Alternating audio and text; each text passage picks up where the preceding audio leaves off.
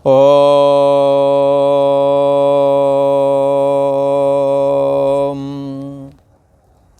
श्री योग वासिष्ठ के उत्पत्ति प्रकरण में श्री वशिष्ठ जी महाराज बोले, हे राम जी, मेरे पिता ब्रह्मा जी ने दूसरे ब्रह्मांड का जब सूर्य आवाहन किया और आवाहन करके उसने अपने ब्रह्मांड की इंद्र अहिल्या संबंधी सारी वार्ता उन्हें बताई। हमारे पिता ब्रह्मा जी सृष्टि से उपरामता को प्राप्त हो रहे थे कि जब 10 ब्रह्मांड रचना हो गए हैं तो अब हम सृष्टि रचना करके क्या करेंगे। तो दूसरे ब्रह्मांड से आए हुए सूर्य ने कहा कि हे भगवान, इंदु ब्राह्मण के जो 10 पुत्र हुए, जो महायोगीश्वर बने और जिन्होंने 10 ब्रह्मांड रचे, उनकी सृष्टि से हे भगवान तुम्हें क्या लेना देना। वो सृष्टि चिदाकाश में है और जब वो सृष्टि मानसिक है, आप भी सृष्टि रचना करो। सृष्टि सारी मानसिक ही हुआ करती हैं। उनकी सृष्टि सीधी चिदाकाश से प्रकाशित है, जैसे कि स्वप्नावस्था वाली सृष्टि। जैसे स्वप्ने वाला जगत, जिसके अंदर स्वप्न चल रहा होता वही देखता है, दूसरा नहीं देखता। ऐसे ही जब आप समाधि लगाते हैं तब ही वो 10 ब्रह्मांड, 10 ब्रह्मा और उनकी सृष्टि दिखाई पड़ती है। यद्यप वो मानसी सृष्टि है, तथापि बाह्य दृष्टि बाहर जागृत जगत जैसी दिखती है। हे भगवान, वो सृष्टि हम लोगों से आपसे वो अनभिज्ञ है, अलग है। जब आप अंतवाहकता रूप अपने मन से, समष्टि मन के द्वारा, आपका मन समष्टि है, सबकी समष्टि हैं आप जब अपने सूक्ष्म शरीर के द्वारा चिदाकाश से एकता करते हैं तब वो सृष्टि दिखती है। जब आप बाह्य चर्म चक्षुओं से देखते हैं तो यहाँ शून्य आकाश ही है, यहाँ कोई सृष्टि नहीं है। तो आप सृष्टि संरचना करें। आपकी सृष्टि आदि भौतिक है, उन्हों की सृष्टि है सूक्ष्म सृष्टि है। आपकी स्थूल सृष्टि बनेगी, उनकी सूक्ष्म सृष्टि है। यद्यप उनकी सूक्ष्म सृष्टि तो है पर दिखती स्थूल की तरह ही है। पर आप भी चिदाकाश में संकल्प करें, सृष्टि संरचना करें और भूताकाश में तुम्हारी सृष्टि दिखाई पड़ेगी। हे भगवान, ये चिदाकाश अनंत रूप है। इंद्र ब्राह्मण के पुत्रों ने आपका क्या लिया है? वो अपना मनोराज्य की तरह, जैसे कोई मनोराज्य करे तो उसके मन में मन वाला मनोराज्य चल रहा है। जैसे कोई सोया हुआ आदमी स्वप्न में बहुत बड़े जगत का भ्रम देखता है, पर बगल में लोग बैठे, उन्हें पता ही नहीं ये क्या देख रहा है। वो वहाँ बहुत बड़े जगत का अनुभव कर रहा है, दुखी सुखी हो रहा है, नफा नुकसान देख रहा है, हानि लाभ देख रहा है, जरा मरण देख रहा है, परंतु बगल में बैठे हुए लोगों को पता ही नहीं। जैसे उदाहरण के लिए एक बार गांव में मैं बैठा हुआ था, एक बगल में चारपाई पर सो रहा था। लाइट वाइट हुआ नहीं करती थी, लोग जल्दी सो जाते थे। अब तो ये बिजली की वजह से, मोबाइल की वजह से बहुत लेट सोते हैं लोग। तो अब वो सो गया, जल्दी सो गया, हम लोग बैठे हुए थे और तब तक एक उसमें सपना देख रहा होगा तो उठ कर के बैठ गया और पुचकार रहा, रुक जा रुक जा रुक जा। अरे भाई, किसी ने कहा ये क्या कर रहा है। लोग पहले से जानने वाले लोग थे, उसे कहने लगे इसको सपना दिख रहा है। थे पता ही नहीं कि मैं उठ के बैठ गया हूँ और लगता है ये पुचकार रहा है, लगता कोई जानवर ये पकड़ रहा होगा, क्योंकि उस समय गांव में और कुछ था ही नहीं। जानवर, खेती बाड़ी के वही जानवर, गाय भैंस हैं, दिन में चराना, शाम को लेके आना। तो यही सब काम था, तो पुचकार रहा था। तो कह रही देखो ये सपना देख रहा, उठ करके बैठ गया, लगता है किसी जानवर को ये पकड़ रहा है लगता है। फिर थोड़ी देर बाद उठ के चल दिया।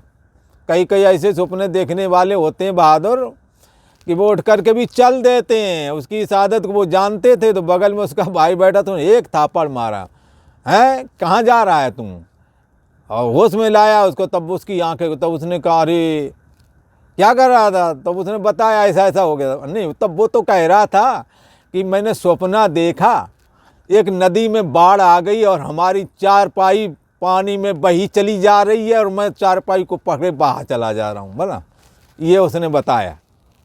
अब बगल वाले को वो भ्रम पता ही नहीं है। अब उसे दिख रहा है, वो परेशान है, वो भागने को सोच रहा है। चारपाई से उठ भी गया और भागने की तैयारी में था। ऐसे लोगों को ऊपर नहीं लेटाना चाहिए, गिर के मर ही जाएंगे। इन्हें होश ही नहीं होता है। स्वप्न में ये कई बार चलते हैं, कहीं कुछ करते हैं। तो क्या है, ये मानसी सृष्टि है। दूसरे ब्रह्मांड से आए सूर्य ने कहा कि हे भगवान, इंद्र ब्राह्मण के जो 10 महायोगी हुए पुत्र, उन्हों की सृष्टि ऐसे ही है। इसलिए हे भगवान, तुम उनकी अपेक्षा ना करके अपनी सृष्टि संरचना करो। आप क्यों पराम हो रहे हो कि मैं सृष्टि नहीं करूँगा, जबकि ये जो 10 ब्रह्मांड हैं इनके कारण भी आप ही हैं। आपकी ही सृष्टि का वो इंद्र ब्राह्मण था जिसके 10 पुत्र शिव जी की कृपा से हुए, जो कि महायोगी बने और 10 ब्रह्मांड रचने में समर्थ हुए। वो ब्राह्मण ऋषि आपकी सृष्टि का ही था और कैलाश पर्वत की गुफा के अंदर में रहता था। उसने शिव जी की कृपा से इन 10 महायोगी पुत्रों को प्राप्त किया है। तो इसलिए वो 10 सृष्टि बेशक बनी रहें, पर उनके भी कारण तो भगवान आप ही हैं। इसलिए अपना नित्य कर्म आप भी कीजिए। ब्रह्मा जी ने कहा, ये बात किसको बता रहे हैं ब्रह्मा जी? अपने पुत्र वशिष्ठ जी को बता रहे हैं।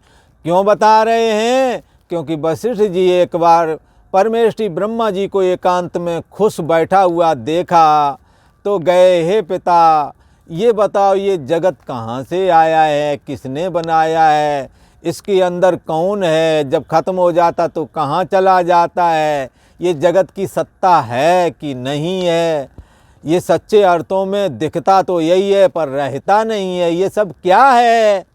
ऐसा प्रश्न रखा। ब्रह्मा बोले, हे वशिष्ठ जी महाराज, ये वशिष्ठ जी को बता रहे हैं अपने साथ जो घटना हुई थी उसको क्लियर करके बता रहे हैं।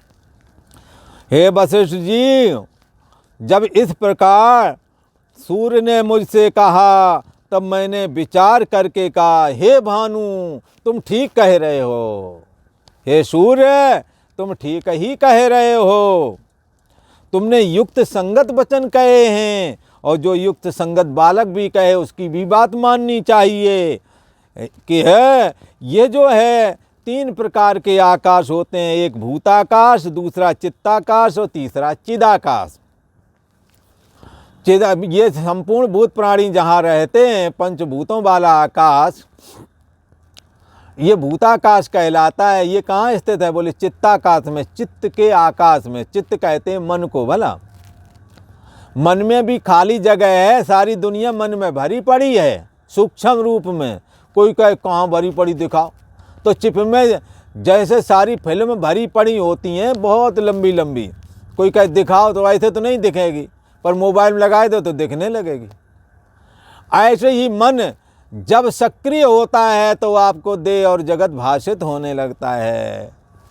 ये सारा का सारा जगत चित्त में स्थित है। इसलिए एक तो भूताकाश है, दूसरा चित्ताकाश है।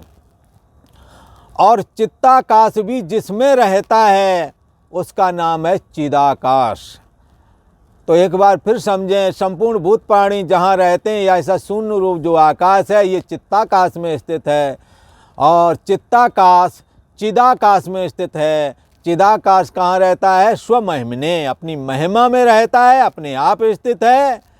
वो सबको जानता है, उसको कोई नहीं जानता। अपने जानने में और दूसरे के जानने में जो किसी की अपेक्षा नहीं रखता, उसको स्वयं प्रकाश कहते हैं। ये चिदाकाश स्वयं प्रकाश है, अपने आप स्थित है। नारद जी ने श्री सनत कुमार जी से ये बात पूछी थी, वो भूमा, वो चिदाकाश कहाँ रहता है? तो उन्होंने उत्तर दिया था, स्वमहिमने, अपनी महिमा में रहता है। ये भूताकाश भी अनंत है, चित्ताकाश तो उससे भी ज़्यादा अनंत है, और चिदाकाश तो अनादि और अनंत है, कभी नाश नहीं उसका होता है। ये चिदाकाश ही सबका आत्मा बना हुआ है, सबकी बुद्धि देश का साक्षी है।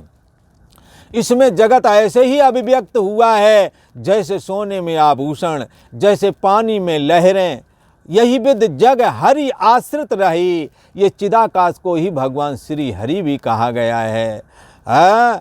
इस चैतन्य सत्ता ने अपना सतपना, चेतनपना और प्रियता रूप आनंदपना को तो त्यागा नहीं, और क्या होकर के दिखने लगा है? देह और जगत होकर के दिखने लगा है। परमात्मा ने अपने पूर्वले स्वरूप में किसी प्रकार की तब्दीली नहीं लाई, और अन्यथा भाव देह और जगत होकर के दिखने लगा है। जैसे सोने ने अपने सुवर्णत्व में किसी प्रकार की तब्दीली नहीं लाई, किसी प्रकार का कोई नुकसान नहीं किया, सुवर्णत्वपना में वो आभूषण बन गया। यही वजह, जब आभूषण मिटता है तो सोना बच जाता है, आभूषण जब गलाओ तो सोना बचता है। ऐसे ही देह और जगत के मिथ्यात्व का निश्चय जब कर लिया जाता है तो चैतन्य आत्मा स्व से अभिन्न होकर के सर्वाधिष्ठान ब्रह्म मैं हूँ ऐसा करके भाषित होने लगता है। ये यद्यप तीनों अनंत हैं, तथापि भूताकाश का अंत आ जाता है, और चित्ताकाश का भी अंत ब्रह्म ज्ञान के द्वारा चैतन्य आकाश अर्थात चिदाकाश को जानने से चित्ताकाश और भूताकाश का लय हो जाता है, अंत हो जाता है। परंतु चिदाकाश अनादि और अनंत है, उसका कभी अंत नहीं आता। भूताकाश और चित्ताकाश ये दोनों आकाश स्वयं अपने आप में स्थित नहीं, चैतन्याकाश में, चिदाकाश में स्थित हैं। उनके आश्रय से फुरते हैं। ये इनका निजी आश्रय अपना स्वयं का नहीं, ये चैतन्याकाश के आश्रय में रहते हैं, चिदाकाश के आश्रय में रहते हैं।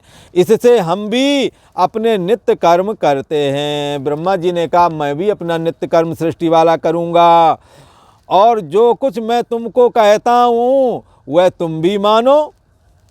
उस सूर्य से, उस सूर्य ने जब ब्रह्मा जी को उपदेश किया, कहा कि तुम नित्य कर्म अपना सृष्टि रूप कर्म करो, तब ब्रह्मा जी ने उस सूर्य से कहा, हे सूर्य तुम हमारा एक काम कर दो। बोले क्या कर दें बताओ।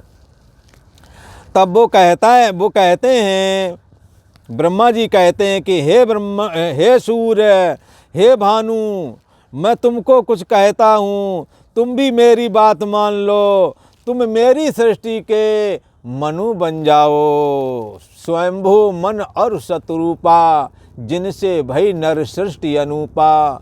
दंपत धर्म आचरण नीका, अजब गाव श्रुत जिनकै लीका।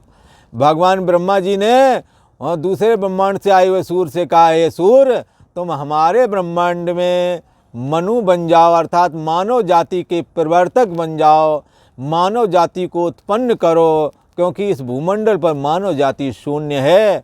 तुम मानव जाति की स्थापना करो। तुम मेरी सृष्टि के मनु प्रजापति बन जाओ। और ये वैवस्वत मनु चल रहा है। वैवस्वत माने सूर्य, सूर्य जो मनु बना है, इसका नाम भी क्या है? वैवस्वत मनु। वैवस्वत मनु क्यों? जो इस समय मनमंत्र चल रहा है, ये कौन है? वैवस्वत मनु।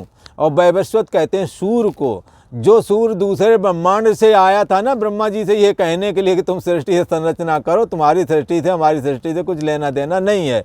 हाँ, कारण जरूर तुम हमारी सृष्टि के हो, तुम्हारी वजह से ही वो सृष्टि है। वो वैवस्वत जो सूर्य था वही मनु बन गया ब्रह्मा जी की सृष्टि में आकर के। अपने सृष्टि में तो वो सूर्य बन कर के जगत को प्रकाशित कर रहा था, पर ब्रह्मा जी की सृष्टि में वैवस्वत मनु, हाँ, सूर्य ही मनु बन गया। अब ब्रह्मा जी ने कहा तुम मेरी एक बात मानो, मेरी सृष्टि के तुम मनु प्रजापति बन जाओ और जैसी तुम्हारी इच्छा हो तैसे फिर अपनी मानव जाति की संरचना करना। सूर्य ने मेरी आज्ञा मान करके अपने 2 शरीर बना लिए। एक शरीर से जिस ब्रह्मांड में वो सूर्य थे वहाँ सूर्य रूप में रहे और दूसरे शरीर के द्वारा वैवस्वत मनु बन गए और मानव जाति के प्रवर्तक भी हो गए। हाँ, सूर्य ने 2 शरीर बनाए थे, एक तो स्वयंभू मनु का बन गया और एक सूर्य बना रहा। और मेरी आज्ञा के अनुसार उन्होंने सृष्टि फिर रची, सूर्य मनु बन गए और उन्होंने सृष्टि संरचना की। इससे मैंने तुमसे कहा हे भगवान, यह जगत सब मन का रचा हुआ है, जो मन में दृढ़ होता है वही सफल होता है। जैसे इंद्र ब्राह्मण की सृष्टि की संरचना हुई है, उसके मन में जो था वही संरचना हुई है। हे मुनीश्वर, देह के नष्ट होने पर भी मन का निश्चय नहीं बदलता, चित्त में फिर भी वही भास आता है जो चित्त में रहता है। यदि चित्त से निकाल दिया जाए तो पुनः भाषित नहीं होता है। वह चित्त आत्मा का किंचन रूप है, आत्मा ही चित्त के रूप में भाषित होता है। जैसे H2O मात्र पानी ही लहर के रूप में भाषित होता है, जैसे सोना ही आभूषण के रूप में भाषित होता है, ऐसे ही इस चित्त को भी समझना चाहिए। वह चित्त आत्मा का किंचन है, आत्मा ही चित्त रूप होकर के भाषित होता है। जैसे उसमें स्फूर्ति होती है चित्त में, जो संस्कार होते हैं वैसा ही होकर के भाषित होता है। ऐसा कौन कह रहे हैं? ब्रह्मा जी को सूर्य भगवान ने उपदेश दिया और ब्रह्मा जी अपने पुत्र वशिष्ठ जी से कहते हैं कि ये मन में जैसा निश्चय होता है वैसा ही भाषित होता है। इस विषय में इंद्र अहिल्या का आख्यान भी सुनाया। तो मन की स्फूर्ति यदि देह और जगत की है तो देह और जगत सपने में भी देखेगा। तो वह ये चित्त जो है आत्मा का किंचन है और उसमें जैसी स्फूर्ति होती है तैसे ही होकर के भाषित होता है। और आज इतना ही। ओम शांति।